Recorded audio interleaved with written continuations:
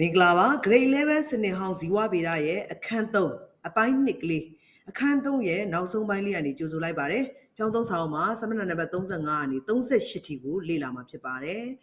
ဒီအခန်း3ရဲ့အပိုင်း2ကလေးမှာ dispersal of seed အစေတွေရဲ့ပြန့်နှံ့ခြင်းကိုလေ့လာမယ်အပိုင်း1တုန်းကအသီးတွေအကြောင်းကိုလေ့လာခဲ့တယ်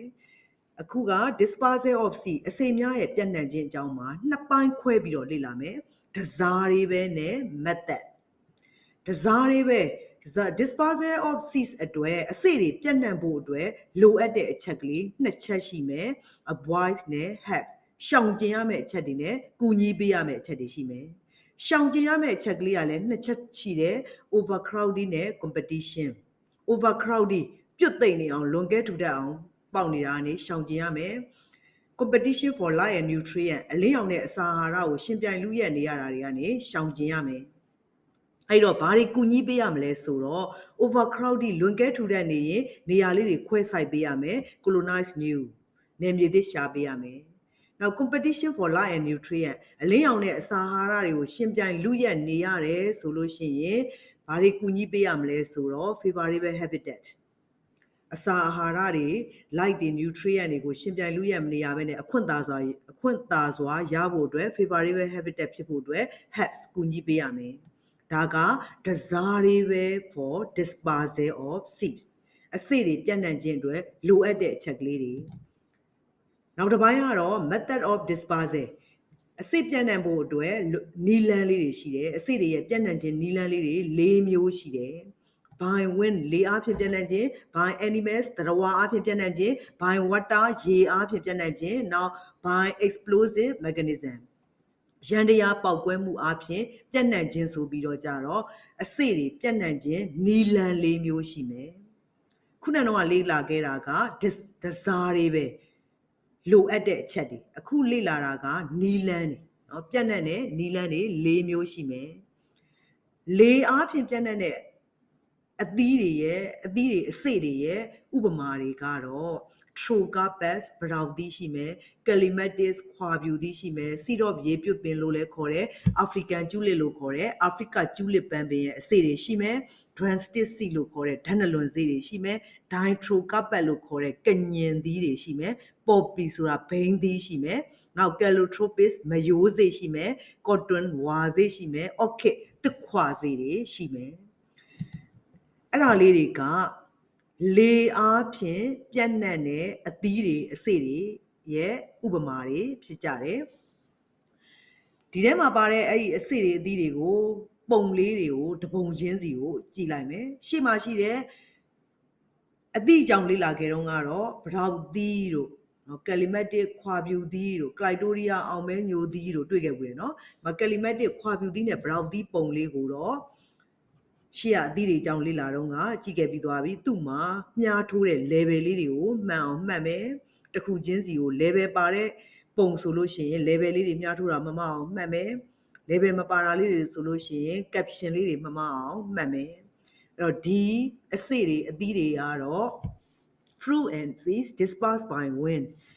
လေအားဖြင့်ပြန့်နှံ့တဲ့အသီးတွေအစေတွေဖြစ်ကြတယ်နောက်တစ်ခုကတော့သရဝါအားဖြင့်သရဝါဆိုတာကငှက်တွေတို့လင်းတို့တွေတို့ပေါ့နော်စသည်ဖြင့်လူရောပါမှာပေါ့နော်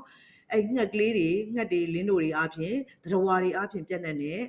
အစေတွေရဲ့ example ဥပမာတွေကတော့ mango တရက်သီးတို့ lemon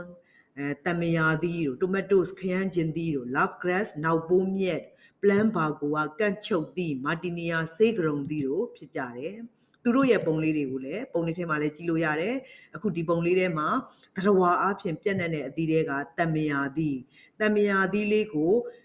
အလျားလိုက်ဖြတ်ပိုင်းပုံလေးနဲ့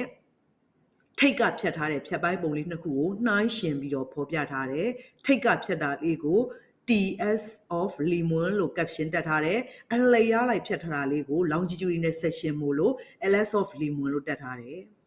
သူ့မှာအပြင်ဘက်ဆုံးအခွင့်ကိုအပီကတ်လို့ခေါ်မယ်အပြင်ဘက်ဆုံးအခွင့်လေးမှာ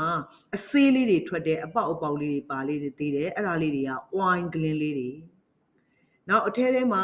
လိမ္မော်သီးတွေကိုခွာစားတယ်ဆိုလို့ရှိရင်အခွင့်ခွာလိုက်ရင်တွေ့ရတဲ့အဖြူရောင်လေးက meso cap နောက်အထဲတွေကတစ်ပြောင်းချင်းစီရဲ့အခွင့်က endo cap epi cap meso cap endo cap ပါမယ်အစိကတော့အလဲစင်တာမှာရှိတာများတယ်နော်လဲစင်တာလေးကဥတိုင်းလေးနာမှာကတ်နေတယ်အထဲတွေကစားလို့ကောင်းတဲ့အမြင်လေးတွေအရည်ရွှမ်းတဲ့အမွှေးမြင်လေးတွေကို succulent hair လို့ခေါ်မယ်ဒါလေးက animals သတ္တဝါအဖြစ်ပြန့်နှံ့တဲ့အသီးတွေရဲ့ပုံလေးတွေဆေးကလုံးသီးဆေးဘက်ဝင်တဲ့ဆေးကလုံးသီးရှိမယ် plant bar ကိုကန့်ချုပ်သီးရှိမယ်ဒါလေးကတော့မြက်ပင်လေးနောက်ပိုးမြက်ပေါ့နော်သူ့ရဲ့မြက်ပင်လေးရှိမယ်ဒီပုံလေးတွေကို caption လေးတွေသေချာမှတ်ထားမယ်မမအောင်မှတ်ထားမယ်နောက်တစ်ခုကတော့ရေအားဖြင့်ပြန့်နှံ့တဲ့အသီးတွေရေအားဖြင့်ပြန့်နှံ့တဲ့အသီးတွေ fruit dispersed by water နဲ့ပတ်သက်ပြီးတော့ရေအားဖြင့်ပြန့်နှံ့တဲ့အသီးရဲ့ example ကတော့ coconut နဲ့ lotus bromaja bromaja ကို lotus လို့လည်းခေါ်တယ် water lily လို့လည်းခေါ်ကြတယ်ရေထဲမှာပေါက်တဲ့ lily ပန်းပင်ပေါ့နော် water lily လို့လည်းသုံးတယ် lotus bromaja လို့လည်းသုံးမယ်ဒီနှစ်ခုကတော့ရေအားဖြင့်ပြန့်နှံ့ခြင်းရဲ့ဥပမာလေးတွေပေးထားတာဒီပုံလေးတွေမှာလည်းအုံသီးပုံလေးမှာလည်းအထဲထဲမှာ endosperm မှာနှစ်မျိုးကွဲတဲ့ liquid နဲ့ solid အုံရေက endosperm liquid အုံသီးဆန်က endosperm solid အုံသီးဆန်လေးခွဲတဲ့အခါမှာအုံရေလေးတောက်ဖို့အတွက်ဖောက်ရတဲ့အညှောင်လေးနေရာက embryo နောက်ထပ်အပင်ပေါက်တဲ့နေရာလေးမို့လို့အုံသီးဆန်ကြီးရဲ့အပြင်ကအနက်ရောင်အခွင်လေးက sickle အစေးခွင်ပေါ့အဲ့မှာအုံမုတ်ခွက်ကလေးပါမှာပေါ့နော်အုံမုတ်ခွက်အခြေမှာကတ်နေတဲ့အခွင်လေးက sickle အစေးခွင်ဖြစ်မယ်အုံမုတ်ခွက်ကြီးကတော့ endo cap ပေါ့နောက်အထဲထဲမှာဘွားစုပ်စုပ်အခွင်က meso cap အပြင်မဆုံးကာပါက epi cap meso cap endo cap ကို peri cap လို့သုံးတယ် fruit wall လို့လည်းသုံးမယ်ဒီပုံလေးတွေကို level လေးတွေမှန်အောင်မှတ်ထားမယ် caption လေးတွေမှန်အောင်တက်မယ်နောက်တစ်ခုကတော့ explosive mechanism ရန်တရားပေါက်ကွဲမှုကြောင့်ပြန့်နှံ့တဲ့အသီးတွေအစေတွေကိုကြည့်ရအောင်ရန်တရားပေါက်ကွဲမှုဆိုတာအထဲထဲကအစေလေးတွေကရစ်မဲ့လာတဲ့အခါမှာကြီးလာပြီးတော့အပြင်ဘက်ကကာဘာအခွင်က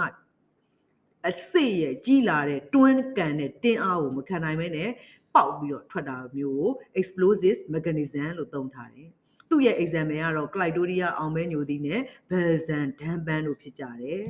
ဒီပုံလေးတွေကိုလည်း caption လေးတွေအသေးစိတ်မှတ်မယ်ပုံလေးတွေမှာဒီ Clitoria ရဲ့ပုံဆိုလို့ရှိရင်အသီးရဲ့ရိုးတံ stalk လို့ခေါ်တဲ့အညာပေါ့နော်အဲ့ဒီအညာရဲ့အခြေမှာကြံတဲ့အကျွင်းကြံဆိုရင် remain of callus လို့သုံးတယ်ခရမ်းကျင်သီးရဲ့တို့ခရမ်းသီးတို့ရဲ့အကျွင်းကြံမျိုးပေါ့နော်အညာရဲ့အခြေမှာစိတ်စိမ့်လေးတွေကျန်နေတာဆိုရင် remain of callus အသီးရဲ့ထိပ်ဖျားမှာကြံနေတဲ့အကျွင်းကြံဆိုရင် remain of style အသီးလုံးလေးရဲ့ထိပ်ဖျားမှာအသီးရဲ့ထိပ်ဖျားမှာကြံတာမို့လို့ style ဝတ်မုံခန္ဓာရဲ့အကျွင်းကြံဖြစ်လို့ remain of style လို့ level တက်ရမယ်အဲ့တော့ dispersal of seed ကိုတော့ပြီးသွားပြီ chapter 3ရဲ့ fruit and dispersal of seed ဆိုတဲ့အခန်းတစ်ခန်းလုံးပြီးသွားပြီအဲ့တော့အခန်းရင်မှာအခန်းတစ်ခန်းလုံးမှာ economics